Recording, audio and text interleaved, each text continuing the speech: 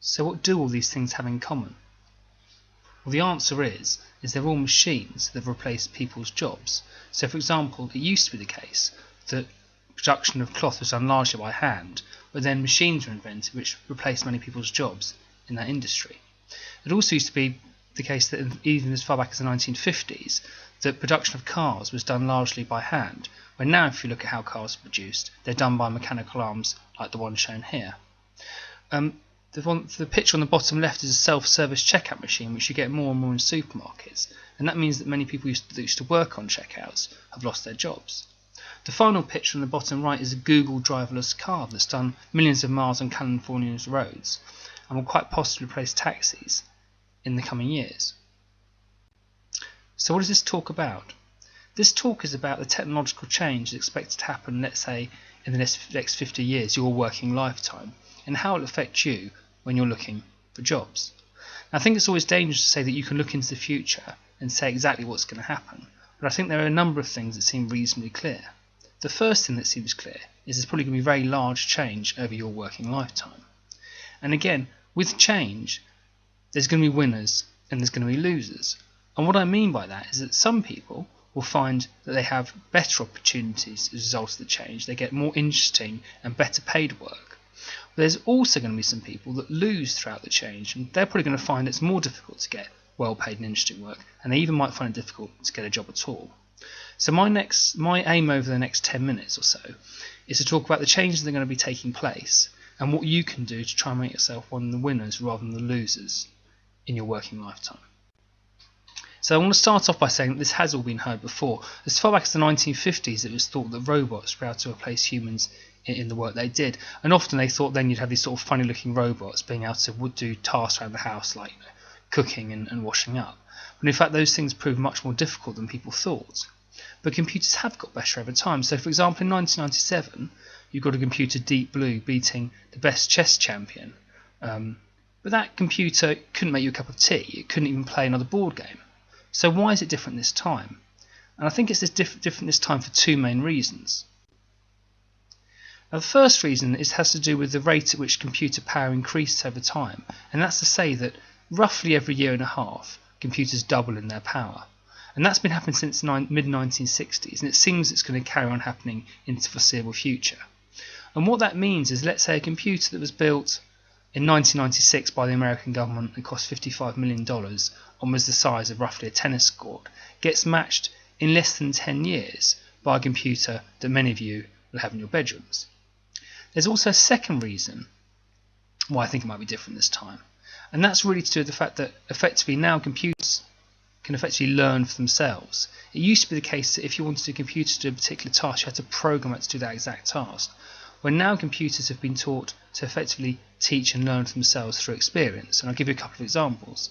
So for example, in 2015 there was a competition between computers and people in recognising shapes and naming objects in pictures, and for the first time the computer beat humans doing it, getting 96% of objects correct.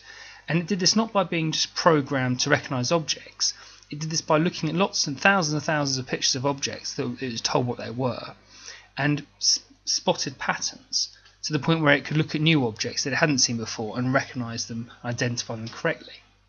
Similar thing in 2016, a computer was given 49 classic video games to play, and in 29 of those games it got as good as a person, and it did this not by being programmed to play the game, but just by trial and improvement, gradually learning from its mistakes and improving over time. Now you might well think, well, so what? What does it matter that computers get more powerful and now can teach themselves? And on one level you could argue it's not a very big deal, because what's going to happen is computers just do things they've already done, they just do them better. So for example, Google search, which used to be quite clunky when it first came out, is now much more effective, often predicts what you're typing in before you finished it. Also things like Google Translate work more effectively. Voice recognition actually works, and spam filters are more effective in cutting out those emails you don't want. But as I said, maybe that's not a very big deal because those are things that computers have already done before. But what is a really big deal is it's now got to the point where computers are doing things that till only recently we thought only humans would be able to do. So for example, now you have computers that can write newspaper articles. You've also got computers that can act as lawyers, reading through lots of legal information to see what's relevant for a particular case. You've got computers that can act as doctors, looking for illnesses in patients. You've even got computers and robots that are working out if they can stack shelves instead of humans. And it's often the case that when computers do these tasks, they do them quickly and more cheaply than humans do. You might well think, well, now it's 2017, there's a number of jobs that seem going to be in part or totally replaced by computers and machinery. But how far does this go? So let's say you look over, let's say, roughly 20 years. Is it going to be a small number of jobs that are replaced by computers and robots, or is it going to be a large number? Now, the true answer is that no one really knows. But from the estimates that have been made, it seems it's going to have quite a large impact. It looks that roughly a third of jobs are going to be in part or totally replaced by machines. Now, you might not think this is a particularly bad thing. So let's say you've got a job working, stacking shelves, and you don't particularly like it. And then they invent a robot that can do your job for you. You might well think, well, that's great, I can just go on holiday. But you probably won't be going on holiday, because without a job, you won't have the money to pay for it. And that money will instead be going to the person who's rich enough to own the company, or someone with the technical skills to build and maintain the robot. And I think what this can mean is that you have a growing gap between rich and poor. And I'll give you an example based on a whole company. So, for example, the company I'm going to look at is Kodak, which I'm sure many of you don't know. In 1998, Kodak was a really huge company. In 1998, everyone knew Kodak. It made films for cameras, and it employed about 145,000 people, many with well-paid jobs. But let's say by 2012, Kodak had been shut down because it kept on losing money, and it was replaced by companies that dealt in digital technology, companies like Instagram. Mostly with mobile phones. And in 2012, Instagram was sold for $1 billion, and the money from the sale of the company went to the people that worked there. But how many people did work there? Well, it wasn't 145,000. It wasn't even 1,000. In fact, it was 12. And that kind of shows you that technology has the potential to maybe give great opportunity to a small number of people, give them really maybe interesting, well-paid jobs and fantastic amount of money, but make the vast majority of people suffer, because many of those people that lost their jobs at Kodak, that 145,000, didn't go on to get the same well-paying jobs they once had. And I think when people look at technology, what they often worry about is how it can grow the gap between the rich and the poor. And I want to talk a little bit about the gap between the rich and the poor, because it's probably much bigger than you already imagined. Certainly, when I looked at the figures, they surprised me, and I think they're probably going to surprise you. So, for example, let's say you have the United Kingdom is a country of 100 people and £100 to split between them. Well, if all the money was, evenly spread out, each person would have £1. But obviously we know life's not like that. I think it's surprising quite how unfairly divided it is. So, for example, the bottom 50%, the poorest half of the country, have £9, have 9% of the wealth, where the top 10% have half of it. And it's more extreme at either end. So the top 1%, the richest 1%, sometimes called the 1%ers, have over a fifth of the total wealth, where the poorest 1% have basically nothing. Now, being very rich doesn't necessarily make you happy, but being poor can make you miserable. So what is it you can do to stop yourself being at the bottom of that group?